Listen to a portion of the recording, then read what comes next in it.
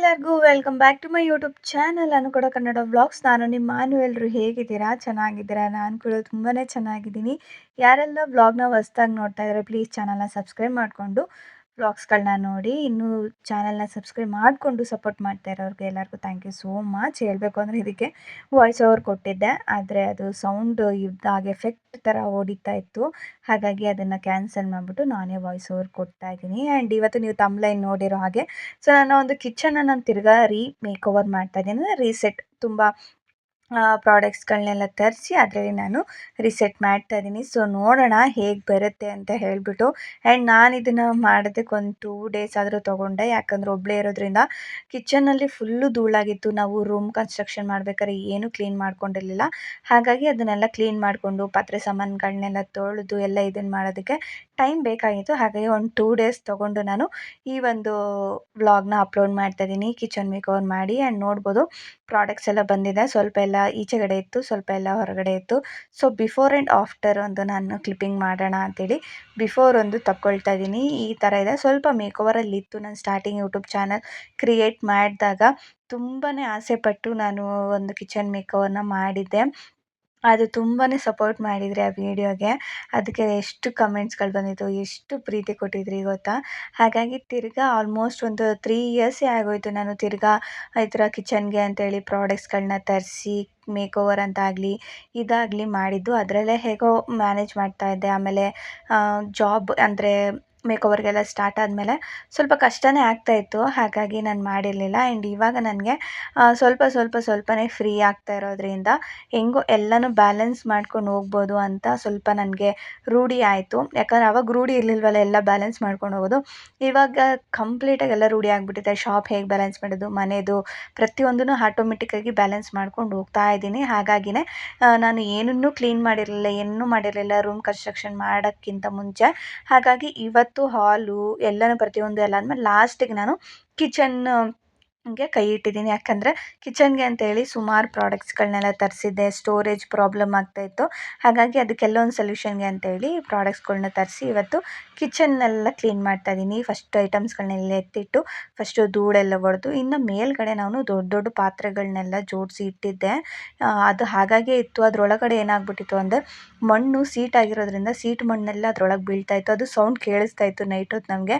ಹಾಗಾಗಿ ಫಸ್ಟು ಅದನ್ನು ಕ್ಲೋಸ್ ಮಾಡಬೇಕು ಅಂತೇಳಿ ಧೂಳೆಲ್ಲ ಒರೆಸ್ಬಿಟ್ಟು ತೆಗೆದಿಟ್ಟು. ಆ್ಯಂಡ್ ಅದು ಅಮ್ಮ ಆವಾಗ ಕೊಟ್ಟಿರೋ ಅವರು ಕೂಡಿಕ್ಕಿ ಕೊಟ್ಟಿರೋ ಪಾತ್ರೆಗಳು. ಸುಮ್ಮನೆ ನಾನು ಅದನ್ನೆಲ್ಲ ಹಾಳು ಮಾಡಬಾರ್ದು, ಅವ್ರು ಹೇಗೆ ಕೊಟ್ಟಿದ್ರೋ ಅದೇ ರೀತಿ ನಾವು ಇಟ್ಕೊಂಡು ಹೋದರೆ ನಮಗೂ ಫಂಕ್ಷನ್ಸ್ಗಳು ಅದು ಇದಕ್ಕೆಲ್ಲ ಉಪಯೋಗ ಆಗುತ್ತೆ ಅಂಥೇಳಿ ಧೂಳೆಲ್ಲ ಒರೆಸಿ ಅದ್ರ ಮೇಲೆಲ್ಲ ಸೀರೆಲ್ಲ ಮುಚ್ಚಿಟ್ಬಿಟ್ಟು ಇನ್ನು ಟೈಲ್ಸ್ ಏನು ಹಾಕಿಲ್ವಲ್ಲ ನಾವು, ಅದೆಲ್ಲ ಪೇಪರ್ ಅಂದರೆ ವಾಲ್ ಸ್ಟಿಕ್ಕರ್ ಹಾಕಿರೋದು. ಹಾಗಾಗಿ ಅದನ್ನೆಲ್ಲ ಒರೆಸಿ ಇನ್ನು ಒಬ್ಬಳೇ ಆಗಿರೋದ್ರಿಂದ ಪಾತ್ರೆಗಳು ಪ್ರತಿಯೊಂದೂ ತೊಳೆದು ಎಲ್ಲ ನೀರು ಸೋರೋಕ್ಕೆ ಅಂತೇಳಿ ಎಲ್ಲ ಬಟ್ಟೆ ಹಾಕಿ ಎಲ್ಲನೂ ಇಟ್ಬಿಟ್ಟೆ. ಇನ್ನು ನೆಕ್ಸ್ಟ್ ಡೇ ನಾನು ತಿರ್ಗಾ ಸ್ಟಾರ್ಟ್ ಮಾಡಿಕೊಂಡೆ. ಯಾಕಂದರೆ ಅವತ್ತು ಫುಲ್ಲು ಸುಸ್ತಾಗ್ಬಿಟ್ಟಿತ್ತು.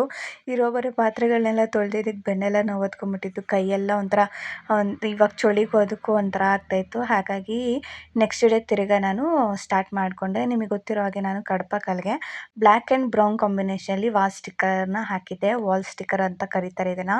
ಸೊ ಇದನ್ನು ಹಾಕಿದ್ದೆ, ಆದರೆ ಬ್ರೌನ್ ಕಲರ್ದು ಫುಲ್ಲು ಕಿತ್ಕೊಂಬಂದ್ಬಿಟ್ಟಿತ್ತು. ಹಾಗಾಗಿ ಬ್ಲ್ಯಾಕ್ ಕಲರ್ದು ಚೆನ್ನಾಗಿತ್ತು, ಬಾಳಿಕೆ ಬಂದಿತ್ತು. ಆಲ್ಮೋಸ್ಟ್ 2 ವರ್ಷದ ಹಿಂದೆ ಹಾಕಿರೋದು ನಾನು.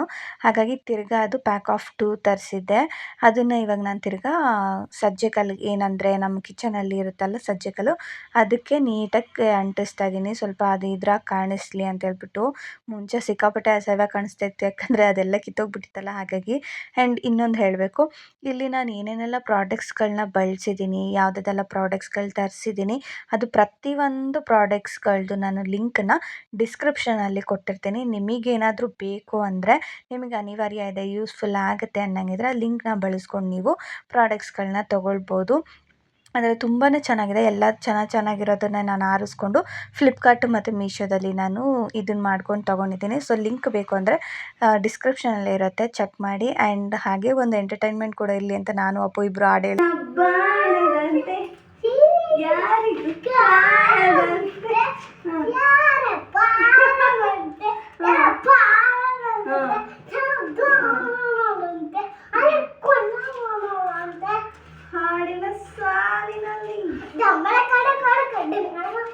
ಸೊ ನೋಡ್ತಾ ನೋಡ್ತಾ ಇರ್ಬೋದು ನಾನು ಅಪ್ಪು ಹೇಗೆ ಎಂಜಾಯ್ ಮಾಡಿದ್ವಿ ಅಂದರೆ, ಆ ವಾಲ್‌ಪೇಪರ್ ಅಂಟಿಸ್ಬೇಕಾದ್ರೆ ಅಪ್ಪು ಕೂಡ ನನ್ನ ಜೊತೆನೇ ಇದ್ದ. ಹಾಗಾಗಿ ಅವನ ಜೊತೆ ಸೇರಿಕೊಂಡು ಹಾಡು ಹೇಳ್ಕೊಂಡು ಹೇಗೋ ಒಂದು ಕಿಚನ್‌ಗೆ ಸ್ವಲ್ಪ ಮಾತ್ರ ಮಿಕ್ಕಿತ್ತದು.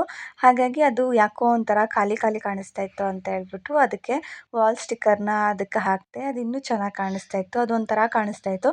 ಹಾಗಾಗಿ ವಾಲ್‌ಪೇಪರ್ ಹಾಕಿದ್ಮೇಲೆ ಸಖತ್ತಾಗಿ ಕಾಣಿಸ್ತಿತ್ತು. ಇನ್ನು ಒಂದು ವಿಂಡೋ ಮಾತ್ರ ನಾನು ಯಾವಾಗಲೂ ಓಪನ್ ಮಾಡ್ತೀನಿ. ಇನ್ನೊಂದು ಹಾಗೆ ಇರುತ್ತಲ್ಲ, ಅಲ್ಲಿ ಏನಾದರೂ ಮೇಕ್ ಓವರ್ ಮಾಡೋಣ ಅಂತೇಳಿ ಸಣ್ಣದಾಗಿ ಈ ಥರ ವಾಲ್ ಹ್ಯಾಂಗಿಂಗ್ ಹಾಕ್ಬಿಟ್ಟು ಜೂಟಲ್ಲಿ ತಯಾರಿಸಿರುವಂಥ ಒಂದು ಚಿಕ್ಕದೊಂದು ಪುಟ್ಟದಾಗಿರುವಂಥ ಸ್ಟೋರೇಜ್ ಇದನ್ನು ತಗೊಂಡು ಅದರಲ್ಲಿ ಇಟ್ಟೆ. ಅದು ಕೂಡ ಸಖತ್ತಾಗಿ ಕಾಣಿಸ್ತಾ ಇತ್ತು. ಇನ್ನು ಒಂದು ಸೈಡಲ್ಲಿ ನಾನು ಸ್ವಲ್ಪ ಅಂದರೆ ನಾನು ಎಲ್ಲ ಥರ ಗ್ರಾಸರೀಸ್‌ನುಗಳನ್ನು ಫಿಲ್ ಮಾಡಿ ಇಡಲ್ಲ. ಯಾವ್ದ್ಯಾವ್ದು ಬೇಕು ಮೇನ್ ಮಾತ್ರ ಇಟ್ಕೋತೀನಿ. ಕಾಳುಗಳನ್ನ ಆಲ್ಮೋಸ್ಟ್ ಎಲ್ಲ ನಾನು ಫ್ರಿಜ್ಜಲ್ಲೇ ಸ್ಟೋರ್ ಮಾಡಿ ಇಡ್ತೀನಿ. ನಾನು ಎಷ್ಟು ಬೇಕೋ ಅಷ್ಟನ್ನು ಮಾತ್ರನೇ ತರಿಸೋದು. ಜಾಸ್ತಿ ತರಿಸಿ ಇಡಲ್ಲ. ಯಾಕಂದರೆ ತುಂಬ ಬೇಗ ಹುಳಗಳಾಗೋಗ್ತವೆ ನಾವು ಹೆಂಗೆ ಇಟ್ರೂ. ಹಾಗಾಗಿ ಇನ್ನು ಈ ಒಂದು ವುಡನ್ ರ್ಯಾಕ್ ತೊಗೊಂಡು ನಾನು ಆಲ್ಮೋಸ್ಟ್ 2 ವರ್ಷ ಆಯಿತು. ತುಂಬಾ ಚೆನ್ನಾಗಿ ಬಾಳಿಕೆ ಬಂದಿದೆ. ನೀವು ಏನಾದರೂ ನಾನ್ ಮಾಡ್ಯುಲರ್ ಕಿಚನ್ ಆಗಿದ್ದರೆ ಇದನ್ನು ಖಂಡಿತವಾಗ್ಲೂ ತೊಗೋಬೋದು. ಬೆಸ್ಟ್ ಅಂತಲೇ ಹೇಳ್ತೀನಿ. ನಾನೇನು ವಾಲ್ಗೆ ಹಾಕಿಲ್ಲ, ಹಾಗೆ ನಾನು ಕಡ್ಪಕಲ್ ಮೇಲೆ ಇಟ್ಟೀನಿ. ತುಂಬ ಚೆನ್ನಾಗಿ ಕೂತಿರುತ್ತೆ, ಏನು ಬಿದೋಗೋದು ಆ ಥರ ಏನಾಗಲ್ಲ. ನಾನೆಲ್ಲ ಗ್ಲಾಸ್ ಐಟಮ್ಸೇ ಜೋಡಿಸಿದ್ದೀನಿ. ಫಸ್ಟು ನಾನು ಹಾಲಲ್ಲಿರೋ ಐಟಮ್ಸ್ನೆಲ್ಲ ಹಾಗಾಗಿ ನನಗೆ ಇದನ್ನು ಮಾಡಿ ಎತ್ತಿಡ್ತಾ ಇದ್ದೀನಿ. ಯಾಕಂದರೆ ಹಾಲ್ಗೆ ಎಷ್ಟೊಂದು ಜನ ಬರ್ತಾರಲ್ಲ, ಮನೆ ಒಳಗೂ ಕೂಡ ನೋಡ್ತಾರೆ. ಸುಮ್ಮನೆ ಒಂಥರ ಕಾಣಿಸ್ತಾ ಇತ್ತು. ನಿನ್ನೆಯಿಂದನೂ ಹಂಗೆ ಅನ್ಕೊತಾ ಇದ್ದೆ ಫಸ್ಟ್ ಎಲ್ಲ ಎತ್ತಿಡಬೇಕು ಅಂತ. ಸೊ ಫಸ್ಟ್ ಇವಾಗೆಲ್ಲ ಹಂಗಂಗೆ ಎಂಟಿ ಎಲ್ಲೆಲ್ಲಿ ನನಗೆ ಯಾವ್ಯಾವ ಜಾಗದಲ್ಲಿ ಏನೇನು ಬರಬೇಕೋ ಅದನ್ನೆಲ್ಲ ಫಸ್ಟ್ ಹಾಗೆಯೇ ಎತ್ತಿಟ್ಕೊಳ್ತಾ ಇದ್ದೀನಿ. ಇನ್ನೊಂದು ಇವಾಗ ಗ್ಯಾಸ್ ಎಲ್ಲ ಒರೆಸಿ ಅದನ್ನು ಕೂಡ ಇಟ್ಬಿಟ್ಟು ಅದ್ರ ಪಕ್ಕನೇ ನನಗೇನು ಸ್ಪೇಸ್ ಇತ್ತೋ ಅಲ್ಲಿ ಗ್ರೀನ್ ಮ್ಯಾಟ್ ಹಾಕಿ 2 ರ್ಯಾಕ್ ಇಟ್ಟಿದ್ದೀನಿ. ಒಂದು ಸ್ಟೀಲ್ದು, ಒಂದು ವುಡನ್ದು. ಸೊ ಇಲ್ಲಿ ನಾನು ಆಯಿಲ್ ಬಾಟಲ್ಸು, ಸೆರಾಮಿಕ್ ಜಾರ್ಸು, ಉಪ್ಪು ಈ ಥರದಲ್ಲಿ ಇಡೋದಕ್ಕೆ ಅಂತ ಹೇಳ್ಬಿಟ್ಟು ನಾನು ಅರೇಂಜ್ ಮಾಡಿ ಇಟ್ಟಿದ್ದೀನಿ.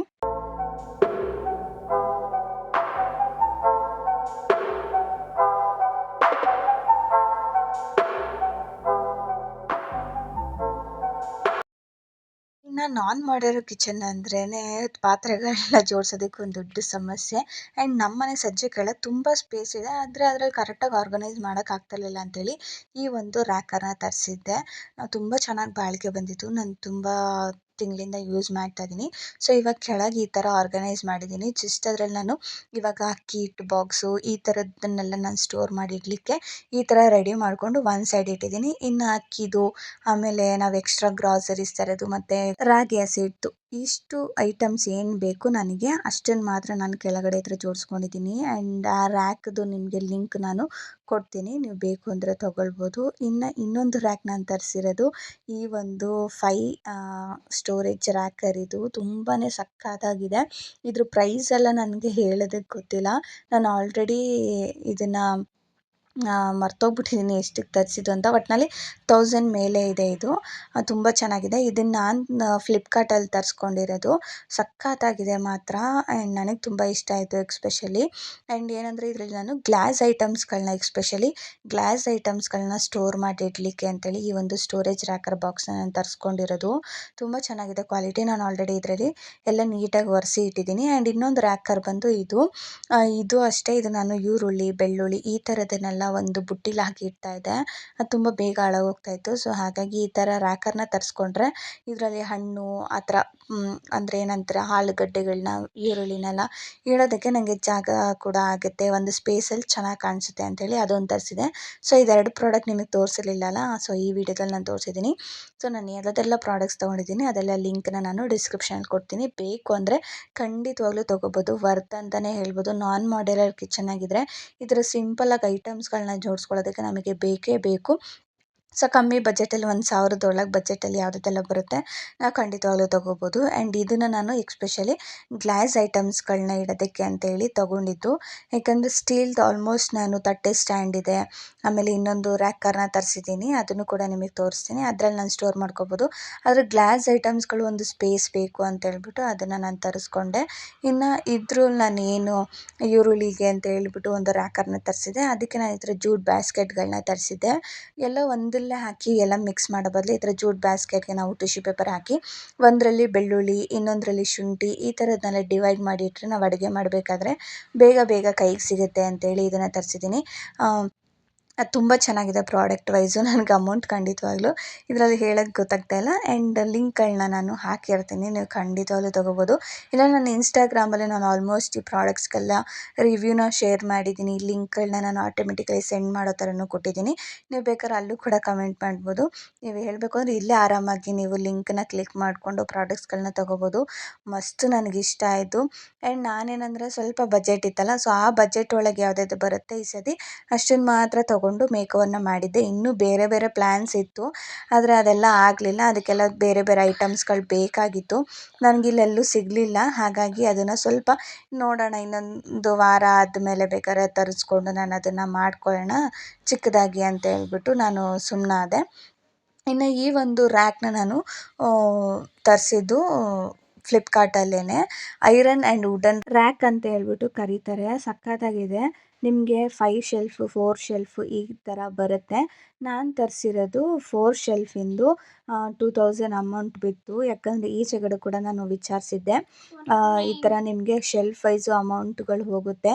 ಸೊ ಹಾಗಾಗಿ ಈಚೆಗಡೆನೂ ಕೂಡ ನಿಮಗೆ 2000 3000 ಈ ಥರ ಇದರಲ್ಲೇ ನಿಮಗೆ ಈ ಒಂದು ಪ್ರಾಡಕ್ಟ್ ಅನ್ನೋದು ಸಿಗುತ್ತೆ. ಹೊರಗಡೆ ಕೇಳಿದಾಗೂ ನನಗೆ ಅಷ್ಟೇ ಬಜೆಟ್ ಹೇಳಿದ್ರು, ಆದರೆ 4 ಶೆಲ್ಫಿಗೆ ಅವ್ರು ಜಾಸ್ತಿ ಹೇಳಿದ್ರು.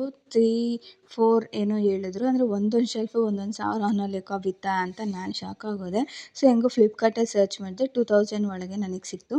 ಹಾಗಾಗಿ ಇದನ್ನು ಬುಕ್ ಮಾಡಿ ತರಿಸಿದ್ದೆ. ಆ್ಯಂಡ್ ತುಂಬ ಚೆನ್ನಾಗಿದೆ ಕ್ವಾಲಿಟಿ. ಆದರೆ ಸೆಟ್ ಮಾಡಬೇಕಾದ್ರೆ ಅದನ್ನು ಸ್ವಲ್ಪ ಕನ್ಫ್ಯೂಷನ್ ಆಯಿತು. ಅದಕ್ಕೆ ನಿಮಗೆ ಇದನ್ನು ಕೊಟ್ಟಿರ್ತಾರೆ, ಅದನ್ನ ನೋಡ್ಕೊಂಡು ನೀವು ಮಾಡ್ಬೋದು. ಬಟ್ ಸ್ಟಾರ್ಟಿಂಗ್ ಮಾತ್ರ ಕನ್ಫ್ಯೂಷನ್ ಆಗುತ್ತೆ, ಹೆಂಗೆ ಹಾಕೋದಿದು ಅಂತ. ನಾನು ಅಪ್ಪು ಇಬ್ಬರು ಟ್ರೈ ಮಾಡಿ ಸಾಕಿ ಲಾಸ್ಟಿಗೆ ಪ್ರವೀಣ್ ಅವ್ರು ಬಂದು ಅದನ್ನು ಯಾವ ಥರ ಹಾಕೋದು ಅಂತ ಹೇಳ್ಬಿಟ್ಟು ಒಂದು ಲೇಯರ್ ಮಾತ್ರ ಸೆಟ್ ಮಾಡಿಕೊಟ್ರು. ಅದಾದಮೇಲೆ ಇನ್ನು ಮಿಕ್ಕಿದ್ದೆಲ್ಲ ನಾನೇ ಸೆಟ್ ಮಾಡಿಕೊಂಡೆ. ಕೈಯಲ್ಲೇ ಸೆಟ್ ಮಾಡ್ಕೊಂಬಿಡ್ಬೋದು, ಈಸಿಯಾಗಿ ಆಗಿಬಿಡುತ್ತೆ. ಅದಕ್ಕೇನು ಟೂಲೆಲ್ಲ ಯೂಸ್ ಮಾಡಿಯೇ ನಾವು ಸೆಟ್ ಮಾಡಬೇಕು ಅಂತ ಏನಿಲ್ಲ, ಈಸಿಯಾಗಿ ಆಗಿಬಿಡುತ್ತೆ. ಕೈನಲ್ಲೇ ನಾವು ಜಸ್ಟ್ ಅದನ್ನು ಫಿಕ್ಸ್ ಮಾಡೋದು ಅಷ್ಟೇ. ತುಂಬ ಚೆನ್ನಾಗಿದೆ ಕ್ವಾಲಿಟಿ ವೈಸು, ನಂಗೆ ತುಂಬಾ ಇಷ್ಟ ಆಯಿತು. ಈ ಥರ ನಿಮಗೆ ಕಾಣಿಸುತ್ತೆ. ಆ್ಯಂಡ್ ಇದಕ್ಕೆ ನೀವು ನ್ಯೂಸ್ ಪೇಪರ್ ಹಾಕಿ ಆ್ಯಂಡ್ ವುಡ್ ಇರೋದ್ರಿಂದ ನ್ಯೂಸ್ ಪೇಪರು ಇಲ್ಲ ಬಟ್ಟೆ ಯಾವ ಥರನಾದರೂ ಮೇಲ್ಗಡೆ ಹಾಕಿಬಿಟ್ಟು ಪಾತ್ರೆ ಸಾಮಾನೆಲ್ಲ ಒರೆಸಿ ಇಟ್ಟರೆ ನೋಡೋಕ್ಕೂ ಕೂಡ ತುಂಬ ಚೆನ್ನಾಗಿ ಕಾಣಿಸುತ್ತೆ. ಆ್ಯಂಡ್ ಸ್ಟೋರೇಜ್ಗೂ ಕೂಡ ನಮಗೊಂದು ಇದ್ರಾಗ ಕಾಣಿಸುತ್ತೆ. ಇದು ನೀವು ಪಾತ್ರೆ ಸಾಮಾನುಗಳು ಇಡ್ಲಿಕ್ಕೆ ಮಾತ್ರ ಬಳಸ್ಕೋಬೋದಾ ಅಂತ ಕೇಳಿದ್ರೆ ಅದಕ್ಕೂ ಬಳಸ್ಕೋಬೋದು. ಇಲ್ಲಾಂದರೆ ಮಕ್ಕಳ ಬಟ್ಟೆ ಇಕ್ಕೋಕ್ಕೆ, ಇಲ್ಲ ಬುಕ್ಸ್ಗಳು ಇಕ್ಕೋಕ್ಕೆ, ಇಲ್ಲ ಏನಾದರೂ ಥಿಂಗ್ಸ್ಗಳು ಮನೇಲಿ ಇದ್ದೇ ಇರುತ್ತೆ. ನಿಜವಾಗ್ಲೂ ಎಷ್ಟು ಸ್ಟೋರೇಜ್ ಇದ್ದರೂ ಸಾಕಾಗಲ್ಲ ಮನೇಲಿ. ಯಾವುದಕ್ಕೆ ಬೇಕಾದ್ರೂ ನೀವು ಬಳಸ್ಕೊಬೋದು. ನಾನು ಕಿಚನ್ಗೆ ಅಂತಲೇ ಎಕ್ಸ್ಪೆಷಲಿ ಕಿಚನ್ಗೆ ಬೇಕು ಅಂತೇಳಿ ತೊಗೊಂಡಿದ್ದು. ಇನ್ನು ಕೆಲವೊಂದಿಷ್ಟು ಸಣ್ಣ ಪುಟ್ಟದ್ದು ನಾನು ಶಾಪಿಂದೆಲ್ಲ ತೊಗೊಂಬಂದಿದ್ದು ಐಟಮ್ಸ್ಗಳಿತ್ತು, ಅದನ್ನು ಕೂಡ ಹಾಗೆ ಚಿಕ್ಕದಾಗಿ ಡೆಕೋರ್ನ ಮಾಡ್ಕೊತಾ ಇದ್ದೀನಿ. ಯಾವುದೇ ಸ್ಪೇಸಲ್ಲಿ ಹೇಗಿಟ್ರೆ ಚೆನ್ನಾಗಿ ಕಾಣಿಸುತ್ತೆ ಅಂತೇಳಿ ಸಣ್ಣದಾಗಿ ಡೆಕೋರ್ ಮಾಡ್ಕೊತಾ ಇದ್ದೀನಿ. ಜಾಸ್ತಿ ಏನು ಇದನ್ನು ಮಾಡ್ದಂಗೆ ಇರೋದ್ರಲ್ಲೇ ಮಾಡ್ಕೊಂಡಿದ್ದೀನಿ. ಕೆಲವೊಂದು ಮಾತ್ರ ಹೆವಿ ಬಜೆಟ್ ಅಂದರೆ 1000-2000 ಪ್ರಾಡಕ್ಟ್ಸ್ಗಳದ್ದೆಲ್ಲ ಸ್ವಲ್ಪ ಈ ಸತಿ ಬಜೆಟ್ ಬಿತ್ತು. ಹಾಗಾಗಿ ಅದಕ್ಕೆ ಮಾತ್ರ ನಾನು ಇನ್ವೆಸ್ಟ್ ಮಾಡಿದ್ದೀನಿ. ಬೇರೆದಕ್ಕೆಲ್ಲ ಡೆಕೋರ್ದೆಲ್ಲ ನಾನು ಮುಂಚೆನೇ ಆಲ್ಮೋಸ್ಟ್ ಒಂದು 1.5 ಇಯರ್ ಮುಂಚೆನೇ ನಾನು ತೊಗೊಂಡಿದ್ದು ಕೆಲವೊಂದಿತ್ತು, ಅದನ್ನು ಯೂಸ್ ಮಾಡ್ಕೊಂಡು ಮಾಡಿದ್ದೀನಿ. ಆ್ಯಂಡ್ ಈ ಸೈಡ್ ಬಂದು ನನಗೊಂದು ಸ್ವಲ್ಪ ಎಂಟಿ ಥರ ಕಾಣಿಸ್ತಾ ಇತ್ತು. ಹಾಗಾಗಿ ಈ ಜೂಟ್ 3 ಲೇಯರ್ ಬ್ಯಾಸ್ಕೆಟ್ನ ತೊಗೊಂಡಿದ್ದೆ. ಇದರಲ್ಲೂ ಕೂಡ ಸಣ್ಣ ಪುಟ್ಟ ಐಟಮ್ಸ್ಗಳನ್ನೆಲ್ಲ ಸ್ಟೋರ್ ಮಾಡ್ಕೊಬೋದು. ಇವಾಗ ನಾವು ಕಶಿಫ್ಗಳು, ಬಟ್ಟೆಗಳು, ಆಮೇಲೆ ನಾವು ಟಿಶ್ಯೂ ಪೇಪರ್ಗಳು, ನಾವು ಬಟ್ಟೆಗಳು ಕಿಚನಲ್ಲಿ ಜಾಸ್ತಿ ಯೂಸ್ ಮಾಡ್ತೀವಲ್ಲ ಕೈ ಹಿಡ್ಕೊಳ್ಳೋದಕ್ಕೆಲ್ಲ, ಆ ಥರ ಬಟ್ಟೆಗಳನ್ನೆಲ್ಲ ಇದರೊಳಗೆ ಸ್ಟೋರ್ ಮಾಡಿ ಇಡ್ಬೋದು. ಅಸಹ್ಯವಾಗೂ ಏನು ಕಾಣಿಸಲ್ಲ, ಒಳಗೆ ಇರುತ್ತೆ. ಆ್ಯಂಡ್ ನೋಡೋದಕ್ಕೂ ಕೂಡ ತುಂಬ ಚೆನ್ನಾಗಿದೆ ಕಲರ್ ಕಾಂಬಿನೇಷನು. ಈ ಪ್ರಾಡಕ್ಟ್ಸ್ಗಳ್ದಾಗಲೇ ನಾನು ವ್ಲಾಗ್ ಮಾಡಿದ್ದೀನಿ. ಆ್ಯಂಡ್ ಕೆಲವೊಂದು ಏನಂದರೆ ನಾನು ಯಾವುದೆಲ್ಲ ತರಿಸ್ಕೊಂಡಿದ್ದೀನಿ ನೋಡಿ, ಆಲ್ಮೋಸ್ಟ್ ಎಲ್ಲ ನನಗೆ ಯೂಸ್ ಆಗೋವಂಥದ್ದೇ. ಯಾವುದೂ ನಾನು ನಿಮಗೆ ಫೋರ್ಸ್ ಮಾಡ್ತಾಯಿಲ್ಲ, ನೀವು ಪ್ರಾಡಕ್ಟ್ ತೊಗೊಳ್ಳೇಬೇಕು ಅಂತ ಹೇಳ್ಬಿಟ್ಟು. ನಿಮಗೆ ಅವಶ್ಯಕತೆ ಇದೆ, ಯೂಸ್ಫುಲ್ ಆಗುತ್ತೆ ಅನ್ನಂಗಿದ್ರೆ ಮಾತ್ರನೇ ತೊಗೊಳ್ಳಿ, ಇಲ್ಲ ಅಂದರೆ ಬೇಡ. ಯಾಕಂದರೆ ಕೆಲವರು ಅದನ್ನು ಕಮೆಂಟ್ಸ್ ಮಾಡ್ತಾರೆ, ನೀವು ಎಲ್ಲ ತೋರಿಸ್ತೀರಾ ನಾವು ತೊಗೊಳ್ಳೇಬೇಕಾ ಹಂಗೆ ಹಿಂಗೆ ಅಂತ. ಸೊ ಹಾಗಾಗಿ ಇದನ್ನು ಹೇಳ್ತಾ ಇದ್ದೀನಿ. ಇದನ್ನೆಲ್ಲ ನಾನು ನಿಮಗೆ ತೊಗೊಳ್ಳೇಬೇಕು ಅಂತ ಏನು ಹೇಳ್ತಾ ಇಲ್ಲ, ನೀವು ಬೇಕು ಅಂದರೆ ಮಾತ್ರನೇ ತೊಗೊಳ್ಳಿ. ಸೊ ಫೈನಲಿ ಕಿಚನ್ ಕ್ಲೀನಾಗಿ ನೀಟಾಗಿ ಆರ್ಗನೈಸ್ ಮಾಡಿದೆ.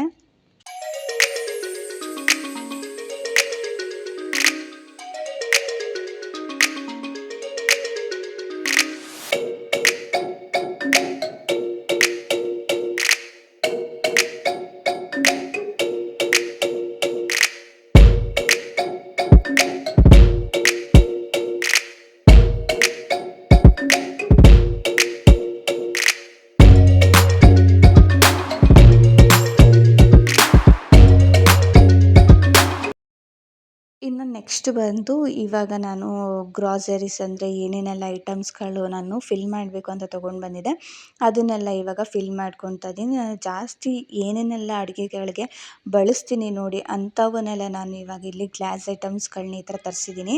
ಇದು ಬಂದು 1 kg ಹಿಡಿಯುತ್ತೆ ಗ್ಲಾಸ್ ಬಾಟಲ್. ಇದು ಬಂದು ನಾನು ಡಿಮಾರ್ಟಲ್ಲಿ ತೊಗೊಂಡಿದ್ದು.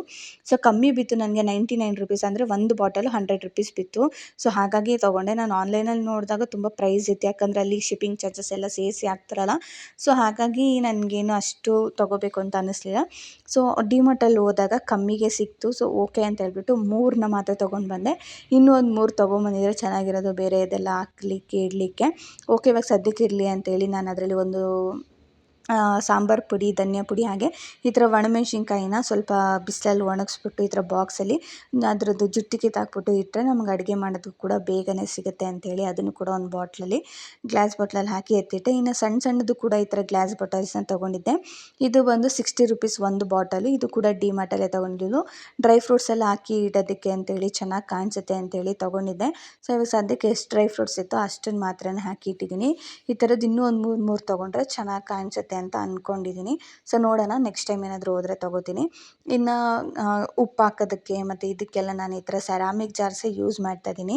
ಆವಾಗಿಂದನೂ ಪ್ಲಾಸ್ಟಿಕ್ಕು ನಾನು ಸ್ಟಾರ್ಟಿಂಗಲ್ಲಿ ಯೂಸ್ ಮಾಡ್ತಾಯಿದ್ದೆ, ಯಾಕಂದರೆ ನಾನು ಗೊತ್ತಿರಲಿಲ್ಲ. ಸೊ ಆವಾಗ ಪ್ಲಾಸ್ಟಿಕ್ದೇ ಯೂಸ್ ಮಾಡ್ತಿದ್ದೆ. ಇವಾಗ ನಾನೆಲ್ಲ ಆಲ್ಮೋಸ್ಟು ಸೆರಾಮಿಕ್ ಜಾರ್ಸನ್ನೇ ತೊಗೊಂಬಿಟ್ಟಿದ್ದೀನಿ, ಅದರಲ್ಲೇ ಯೂಸ್ ಮಾಡ್ತೀನಿ. 1 kgದು ನಾನು ಸೆರಾಮಿಕ್ ತೊಗೊಂಡಿದ್ದೆ. ಅದು 180 ರುಪೀಸ್ ಏನೋ ಬಿತ್ತಿತ್ತು ನನಗೆ ಲೋಕಲ್ ಶಾಪಲ್ಲಿ. ಹಾಗಾಗಿ ತೊಗೊಂಡು ಅದಕ್ಕೆ ಕಲ್ಲುಪ್ಪು ಹಾಕಿದ್ದೀನಿ. ಇನ್ನೊಂದಕ್ಕೆ ಹುಣಸೆಹಣ್ಣು ಹಾಕಿದ್ದೀನಿ, ಅರ್ಧ kg ಸೆರಾಮಿಕ್ ಬಾಟಲ್ಗೆ. ಏನಂದರೆ ನನಗೊಬ್ರು ಹೇಳಿದರು, ಅಕ್ಕನೇ ಹೇಳಿದ್ದು ಅನಿಸುತ್ತೆ ನನಗೆ, ಕಲ್ಲುಪ್ಪು ಪಕ್ಕ ನಾವು ಯಾವಾಗಲೂ ಹುಣಸೆಹಣ್ಣು ಇಟ್ಟರೆ ಒಳ್ಳೆಯದು, ಮನೇಲಿ ಲಕ್ಷ್ಮಿ ಇರ್ತಾಳೆ ಅಂತ ಹೇಳ್ತಾರಂತೆ. ಹಾಗಾಗಿ ಸೊ ಓಕೆ ಅಂತ ಹೇಳ್ಬಿಟ್ಟು ನಾನು ಅದೇ ಥರನೇ ಇಟ್ಟಿದ್ದೀನಿ. ಇನ್ನು ಇದೊಂದು ನಾನು ಸ್ಟೋರೇಜ್ ಇದ್ರನ್ನು ತೊಗೊಂಡಿದ್ದೆ. ಆ್ಯಂಡ್ ಇನ್ನೂ ಒಂದೆರಡು ತೊಗೋಬೇಕು ಅಂತ ಅನ್ನಿಸ್ತು ನನಗೆ. ಆದರೆ ನಾನು ನೋಡ್ತಾ ಇದ್ದೆ ಯಾವ್ದು ಚೆನ್ನಾಗಿರುತ್ತೆ, ಯಾವ್ದು ತುಂಬ ದಿವಸ ಬಾಳಿಕೆ ಬರುತ್ತೆ ಅಂತ ಹೇಳ್ಬಿಟ್ಟು ಇದನ್ನು ನಾನು ದೇವ್ರ ಮನೆಗೆ ಅಂತ ತೊಗೊಂಡೆ. ಆದರೆ ಸದ್ಯಕ್ಕೆ ಇವಾಗ ನನಗೆ ಕಿಚನ್ಗೆ ಬೇಕು, ಸ್ವಲ್ಪ ದಿವಸ ಕಿಚನ್ಗೆ ಯೂಸ್ ಮಾಡ್ಕೊಳ್ಳೋಣ ಅಂತೇಳಿ ಕಿಚನ್ಗೆ ತೊಗೊಂಡೆ ಇವಾಗ ಬಳಸೋಕ್ಕೆ. ಇನ್ನೊಂದೆರಡು ಆ ಥರದ್ದು ಬಾಕ್ಸ್ಗಳು ಬರುತ್ತೆ, ಸ್ಟೀಲಿಂದೆಲ್ಲ ಬರುತ್ತೆ. ಅದನ್ನ ನೋಡಿಬಿಟ್ಟು ಚೆನ್ನಾಗಿರೋದೊಂದು ಮಸಾಲ ಬಾಕ್ಸ್ ತೊಗೊಳ್ಳೋಣ ಅಂತೇಳಿ ಅಂದ್ಕೊಂಡು ಸುಮ್ಮನಾದೆ. ಇವಾಗ ಜಸ್ಟ್ ಇದಕ್ಕೇ ಪಲಾವ್ಗೆ ಮಸಾಲಾಸ್ ಬರುತ್ತಲ್ಲ ಅದನ್ನು ಮಾತ್ರ ಇಟ್ಟು, ಇನ್ನು ಸ್ಟೀಲಿಂದ ರ್ಯಾಕ್ ಇನ್ನೊಂದು ತರಿಸಿದ್ದೆ, ಅದ್ರ ಮೇಲೇ ಇಟ್ಟಿದ್ದೀನಿ. ಅದ್ರಲ್ಲಿ ನೀವು ಚಪಾತಿದು ಮಣೆ ಈ ಥರದ್ದೆಲ್ಲ ಪ್ರತಿಯೊಂದು ಅದರಲ್ಲೂ ಕೂಡ ಸ್ಟೋರ್ ಮಾಡ್ಬೋದು. ಇನ್ನು ಸಣ್ಣ ಪುಟ್ಟ ಸೆರಾಮಿಕ್ ಜಾರ್ಸ್ಗಳನ್ನ ತೊಗೊಂಡಿದ್ದೆ ಅಲ್ವಾ, ಅದರಲ್ಲಿ ನಾನು ಒಗ್ಗರಣೆ ಹಾಕೋದಕ್ಕೆ ಏನೇನೆಲ್ಲ ಬಳಸ್ತೀನಿ ನೋಡಿ, ಸಾಸಿವೆ, ಜೀರಿಗೆ ಅಂಥದ್ದೆಲ್ಲ ಬೇಗ ಕೈಗೆ ಸಿಗಬೇಕು ಅಂದರೆ ಈ ಥರ ಹತ್ರದಲ್ಲಿ ಇಟ್ಕೊಂಡ್ರೆ ಸಿಗುತ್ತೆ. ಆಲ್ಮೋಸ್ಟ್ ನಾನಿಲ್ಲಿ ಗ್ಲಾಸ್ ಐಟಮ್ಸು, ಸೆರಾಮಿಕ್ ಐಟಮ್ಸೇ ಬಳಸ್ತಾ ಇದ್ದೀನಿ. ಪ್ಲಾಸ್ಟಿಕ್ ನಾನು ಅವಾಗ ಏನಂದರೆ ಆವಾಗ ಕಿಚನ್ ಮೇಕೋವರ್ ಅಂತ ಹೇಳಿ ತುಂಬ ಕ್ರೇಜಾಗಿ ಬರೀ ಪ್ಲಾಸ್ಟಿಕ್ ಬ್ಲ್ಯಾಕ್ ಕಲರ್ ಕ್ಯಾಪ್ ಇರೋದು ಬಂದ್ಬಿಟ್ಟಿತ್ತು.